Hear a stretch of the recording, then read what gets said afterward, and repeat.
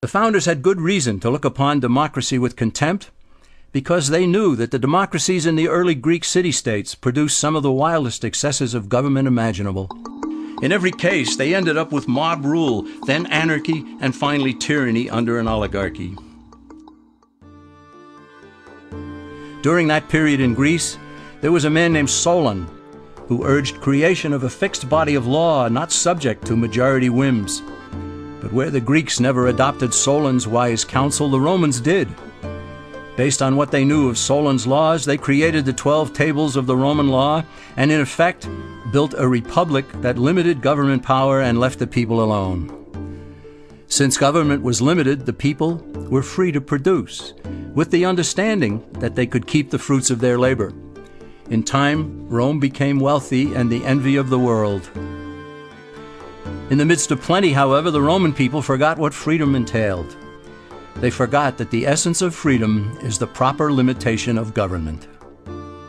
When government power grows, people freedom recedes.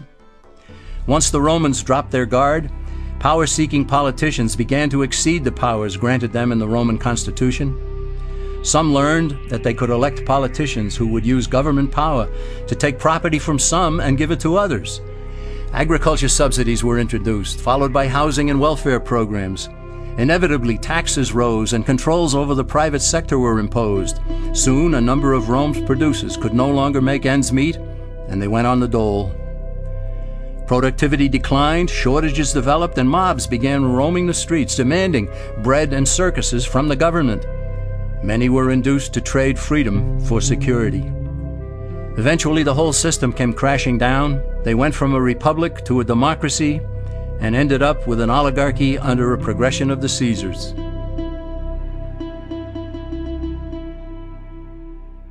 Thus, democracy itself is not a stable form of government. Instead, it is the gradual transition from limited government to the unlimited rule of an oligarchy. Knowing this, we as Americans are ultimately left with only two choices.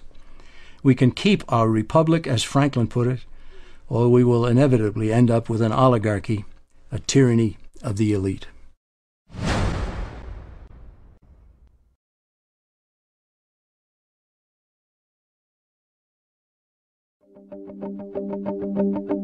Just as there is widespread confusion regarding political systems, there is similar confusion in the economic arena. All during the 20th century, Americans were led to believe that there was a great struggle going on between capitalism and the communist world. Undoubtedly, a struggle existed, but the real adversaries were rarely identified properly. No discussion about economic systems will make sense without first defining terms. And one of the most basic terms in economics is capital, whose definition is the means of production. To illustrate what capital is, let's consider a very simple economy.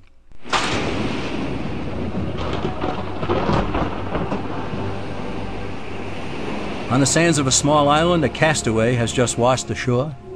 He has no food and he's hungry. He searches the island, he finds no berries, coconuts, or anything edible. He goes back into the water and tries to catch fish with his bare hands, but he fails. So he goes back up on shore and he finds a bush. He breaks off a branch, he gnaws at one end to make a sharp tip. Back into the water he goes, and with his spear, he catches fish. His spear is capital. It's the means of production for catching fish.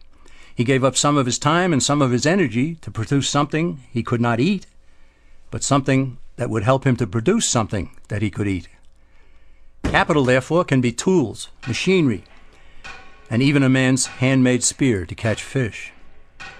Such being the case, consider that the communists in the former Soviet Union, as well as in China and Cuba, have always used tools and machinery. Officials there even view people as capital. Therefore, by strict definition, are not communists capitalists? For that matter, isn't everyone a capitalist? And so, is not every economic system a capitalist system? What then is the difference between what the communist system is and what the American capitalist system is supposed to be? The difference is ownership of the capital. Is the system monopolistic, state-controlled capitalism, or is it competitive, free enterprise capitalism? It is between these two opposing economic systems that a battle has always raged. Before we proceed, let's also define free market. Basically, it's a self-regulating system in which all parties are completely free to transact with one another.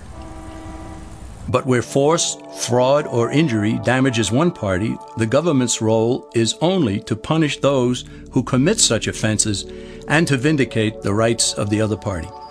This protects the integrity of the free market, or free enterprise system, without intervening in it.